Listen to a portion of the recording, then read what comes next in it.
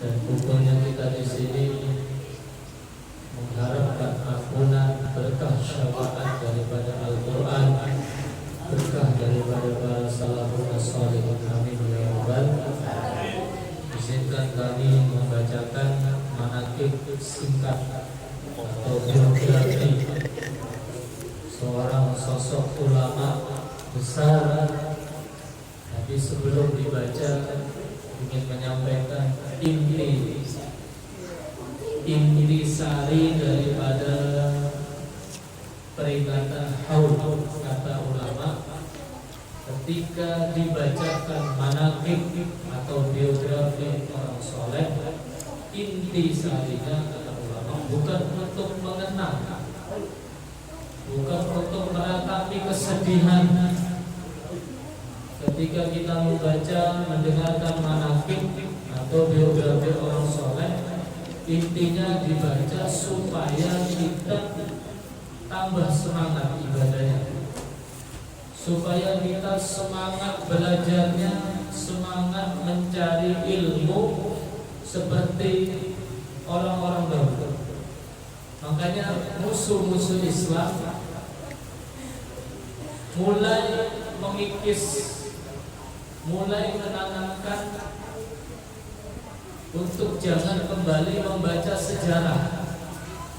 Yang paling ditakutkan oleh musuh-musuh Islam, orang-orang kafir, ketika kita Muslim, orang-orang Islam ini membaca sejarah,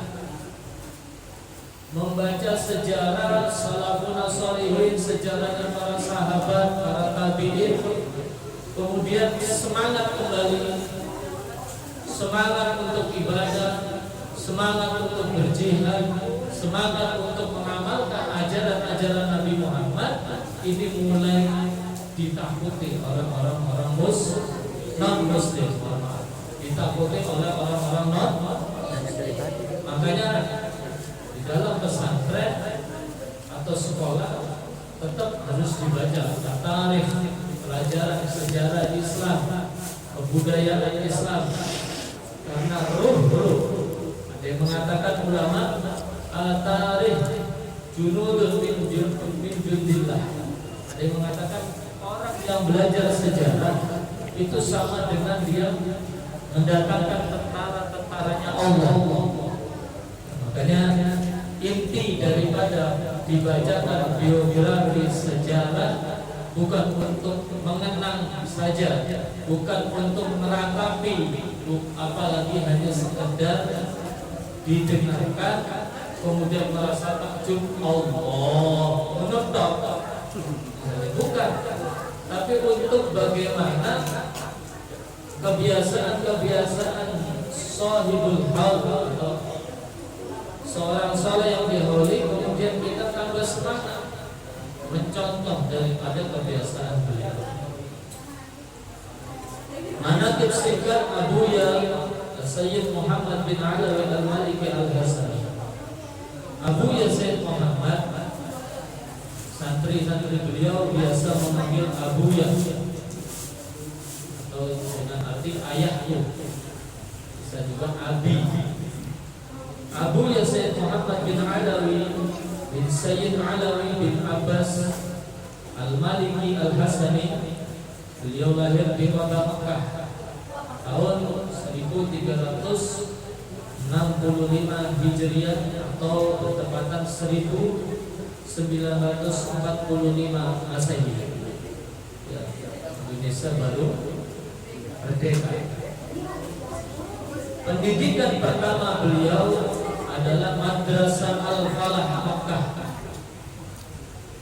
di mana ayah beliau Sayyid Alawi bin Abbas al-Maliki al-Hasani sebagai guru agama sekolah tersebut, yang juga merangkap sebagai pengajar di halaqah Masjidil Haram Mekah yang tempatnya sangat masyhur dekat Babus Salam. Setelah Sayyid Alawi al-Maliki wafat, ayah beliau, putra beliau yaitu Abuya Sayyid Muhammad bin Ali al-Maliki tampil sebagai penerus, di samping mengajar di Masjidil Haram Beliau juga diangkat sebagai dosen di Universitas King Abdul Aziz Jeddah dan Universitas Ummul Qura Mekah. Mata kuliah yang beliau ajarkan adalah ilmu hadis dan usuluddin. Masih muda beliau ketika itu, masih umur belasan tahun. Cukup lama beliau menjalankan tugas sebagai dosen di dua universitas tersebut, sampai akhirnya beliau memutuskan untuk memundurkan diri dan memilih mengajar di Masjidil Haram sambil membuka majelis taklim di rumah atau kediaman beliau di kawasan Hutaibiyah. Kemudian dilanjutkan di Rusaybah. Di Rusaybah keduanya masih di kawasan kota Mekah. Abuya Sayyid Muhammad bin Sayyid Alawi Al-Maliki Al-Hasani, beliau lebih suka dipanggil oleh santrinya dengan sebutan Abuya daripada sebutan yang lain. Panggilan Abuya bertujuan agar hubungan antara guru dan murid atau santri tidak sekedar zahir, tapi juga batin, hubungan batin, sehingga hubungan orang tua dengan anaknya sangat erat. Dikatakan dalam kitab Manhajus Sawi karya Al-Habib Zain bin Ibrahim Al-Smith, abuka salasah, abuka alladhi waladak walladhi zawjaka ibnatan walladhi 'allamaka wa huwa 'abdun. Ayah itu, bapak itu ada tiga. Yang pertama, bapak yang melahirkan kita, artinya orang tua kita yang membesarkan, melahirkan, mendidik, menyekolahkan, memondokkan. Yang kedua, bapak yang telah terpaksa menikahkan anaknya kepada kita. Ya, terpaksa. Mertua. Ya. Terpaksa. Kadang-kadang ditolak Emma dan ditolak yang masih santrinya Kiai. Ini saya tambahin. Terpaksanya itu saya tambahin. Semuanya berkahnya guru. Jadi bapak yang kedua itu bapak yang telah menikahkan anak perempuan dengan kita. Yang ketiga, bapak yang telah mendidik dan memberi ilmu, dan dia yang paling afdal kedudukannya di antara yang lain. Para guru, para asatidz, para muallim, para murabbi. Di Abuya Sayyid Muhammad itu pernah bilang, sebenarnya Abuya itu bisa mengirim guru-guru madah anugerah ilmu dari Mekah ke Indonesia. Ya, bagaimana hubungan tadi kan terkait dengan ayah. Kenapa Abuya senang dipanggil dengan panggilan Abuya daripada Syekh, apalagi Habib, Sayyid, gitu ya. Tapi beliau lebih senang dipanggil oleh muridnya Abuya supaya ada hubungan erat, bukan sekedar hubungan zahir tapi hubungan batin. Beliau pernah bilang, saya dapat dari Sayyid Alawi bin Abdullah Al-Idrus Malang, Abuya Sayyid Muhammad sebenarnya bisa mengirim guru tiap bulan, tiap tahun dari Mekah untuk mengajarkan ilmu, menularkan ilmu dari Mekah. Tapi disinilah pentingnya suhbah. Suhbah itu bagaimana kita belajar sama guru itu bukan hanya sekadar online, tapi duduk suhbah bersama guru 24 jam. Abuya Sayyid Muhammad pernah sebenarnya mampu Abuya kirim guru-guru dari Mekah mengirim madat anugerah tiap bulan, tiap saat kirim ke Indonesia. Tapi tidak, beliau ingin ada santri dari Indonesia, dari pelosok-pelosok yang siap untuk menimba ilmu di Mekah. 10 tahun, ada yang 15 tahun, ada yang 23 tahun, bermacam-macam. Ada yang hanya 4 tahun.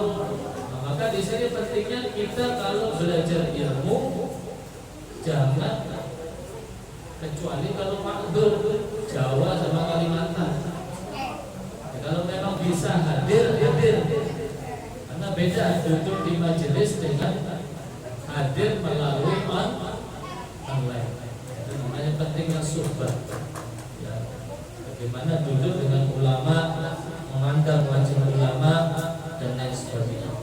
Nasab Abuya, nasab Abuya bersambung hingga kepada baginda Nabi Muhammad sallallahu alaihi wasallam dari jalur Sayyidina Hasan bin Ali radhiyallahu taala anhu. Oleh karena itu dalam penyebutan nama beliau selalu disematkan nisbat Al-Hasan. Mereka adalah anak cucu baginda Nabi Rasulullah sallallahu alaihi wasallam, wajib untuk kita muliakan sebagaimana disebutkan dalam kitab Maulid An-Niba.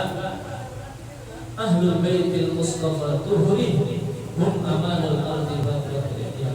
Mereka para Ahlul Bait adalah manusia yang suci, dan ingat bahwa mereka adalah para penjaga bumi, paku-pakunya bumi. Kalau tidak ada para habaib, goyang dunia Indonesia. Ya, tidak bisa dipungkiri. Para habaib inilah yang banyak ikut menjaga bumi, memerdekakan Indonesia dan lain sebagainya. Maka hari ini kalau kita saksikan banyak orang-orang yang mulai memojokkan para habaib, jangan malah di-share, di-skip. Jangan malah bingung. Nanti sampai sudah di-share, dilihat sampai habis malah bingung, terpengaruh. Nek ngono aku tak belajar sama kiai. Enggak usah habaib bapak ini. Aku barusan tadi malam ketemu tentara gitu. Jangan jadi. Habaib ini ilmunya bersih, suci, kayak susu. Kita kalau ambil susu sapi, kemudian wadahnya kotor, kira-kira enak nggak? Ngambil susu sapi, wadahnya ada teletong sapi, ada kotoran sapi, kan enggak? Biasanya kalau mau meres sapi, wadahnya dibersihin. Sama, sebelum kita hadir majelis, sebelum kita ngambil ilmu, bersihkan dulu hati kita. Dengan cara mungkin sedekah, istighfar. Nah, ilmu yang para habaib ini murni, bersih, sudah ulama habaib. Kalau mungkin hari ini ada kiai, para hadirin mohon maaf, ada kiai menjelek-jelekan habaib, terus bagaimana sikap kita sebagai muhibbin, sebagai pecintanya habib, pecintanya kiai? Tetap kita cinta sama kiai itu, ibaratnya kiainya itu lagi head. Sampai punya istri, kalau head menstruasi, kalau malam dikumpulnya benda, tidak dosa, haram. Tapi tetap cinta benda. Tetap dicium, disayang, dikasih nafkah. Benar? Sama ketika kita ada kiai kok sementara ini masih benci, benci banget sama habaib misalnya. Dia sedang head. Anggap dia sedang head, kita tetap cinta sama kiai, memuliakan, tapi tunggu headnya selesai baru kita dekat lagi. Paham ya? Penting kita diajarkan oleh guru-guru kita. Ulama juga pewaris para nabi, mereka juga penerus para nabi, apalagi ulamanya tetap kita jaga. Lihat guru-guru kita mengajarkan demikian. Kemudian madhabnya Abuya Sayyid Muhammad bin Ali Al-Ghazali bermadhab Maliki, makanya disematkan Al-Maliki. Namun kendati demikian, Abuya tidak menyuruh para santrinya untuk mengikutinya madhab Imam Malik, kecuali hanya beberapa orang saja.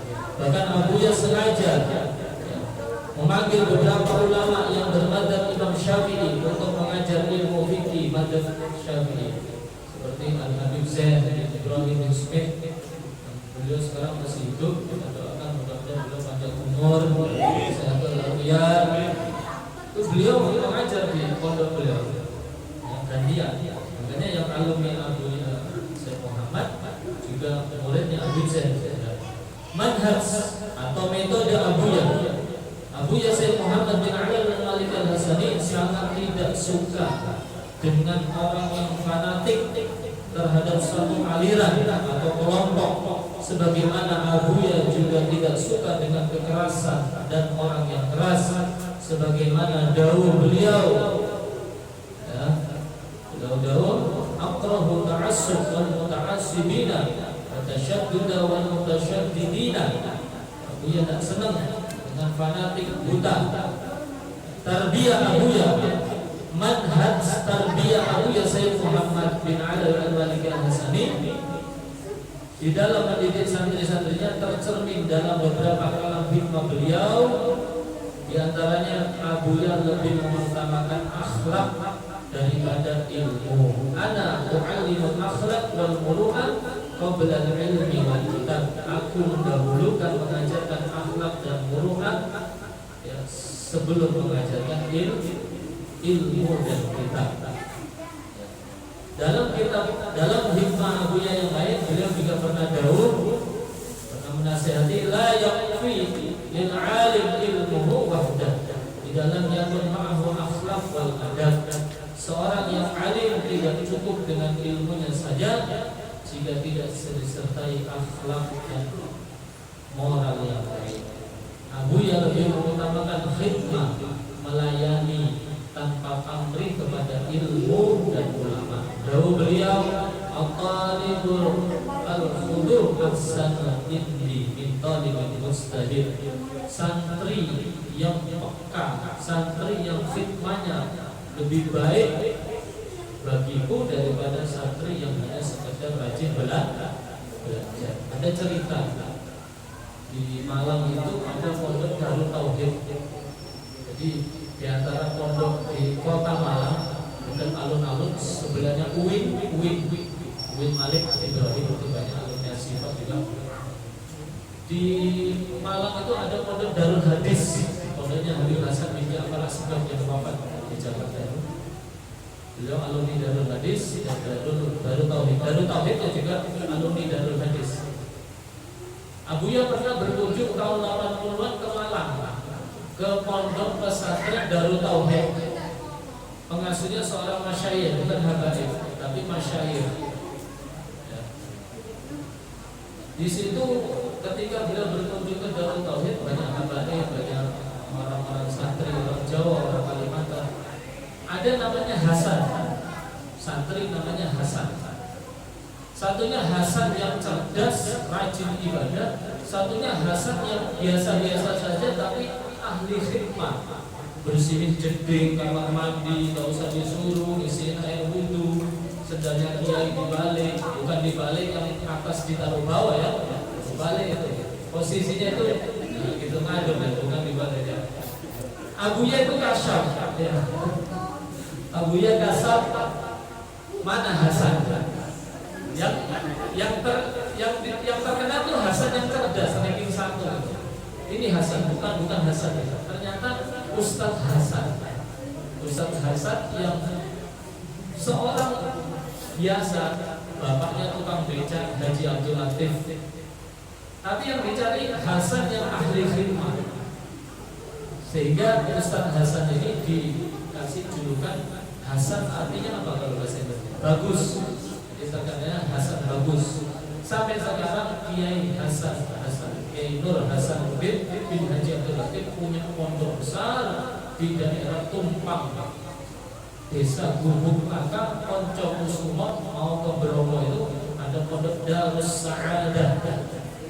Pondoknya Ustaz Hasan yang sudah dikasih oleh Abuya bakal punya pesan. Ini contoh karena beliau lebih senang santri yang hikmahnya kuat daripada hanya sekedar santri yang rajin belajar. Kalau bisa ya hikmahnya kuat, belajarnya aku. Mudah-mudahan kita bisa mengamalkan. Terakhir karya Abuya Sayyid Muhammad bin Ali al-Maliki al-Hasani termasuk ulama yang produktif, yang banyak menghasilkan karya berupa kitab-kitab pedoman Ahlus Sunnah wal Jamaah. Karya-karya Abuya lebih dari 100 kitab, baik yang sudah dicetak atau yang masih berupa makhtuthat, manuskrip.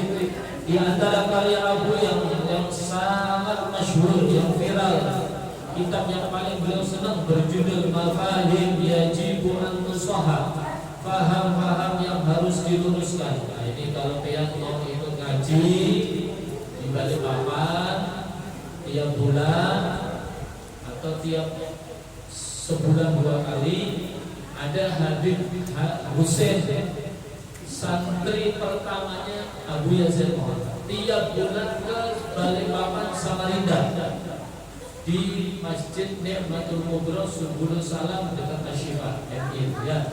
Sebulan sekali, minggu terakhir, pekan terakhir, biasanya hari Senin biasanya. Atau kalau dia tidak sempat ikut kajiannya Habib Hadi bin Abdurrahman Al-Haddad di Masjid Imanul Wafa, atau kalau pengen privat sama Ustaz Firman Maulana. Kan saya jauh-jauh, kita punya guru yang ganteng, masya Allah, cuma istrinya baru 1. Mudah-mudahan ada tambahan.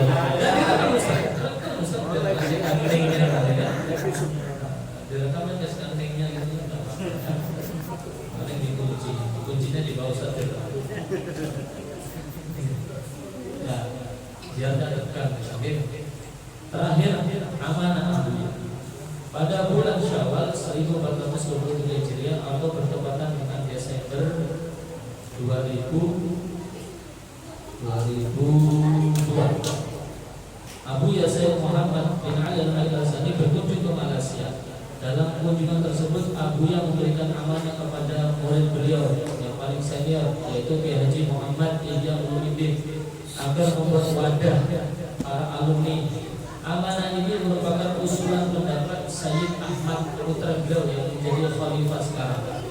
Alhamdulillah pada hari Rabu tanggal 2 Muharram 1424 Hijriah atau bertepatan dengan 5 Maret 2003, sebanyak 25 murid beliau berkumpul di kediaman Kiai Muhyiddin Nur, Pondok Pesantren Darussalam, Tambak Madu, Surabaya, mertuanya Ustaz Zubair. Semua santri Abuya hadir sepakat untuk mewujudkan amanah beliau dalam berdakwah secara berjamaah. Nah ini ya, jadi memang harus kompak berjamaah. Wadah tersebut kemudian diberi nama Hay'at As-Sofa, dan pada acara tahunan Musyawarah Nasional atau Mukernas tahun 2014 diputuskan nama organisasi ini ditambah menjadi Hay'at As-Sofa Al-Malikiyah. Hal ini untuk menghindari kerancuan dengan sebuah organisasi yang bernama Yayasan As-Sofa milik orang sebelah yang berpusat di Jakarta, sama-sama As-Sofa.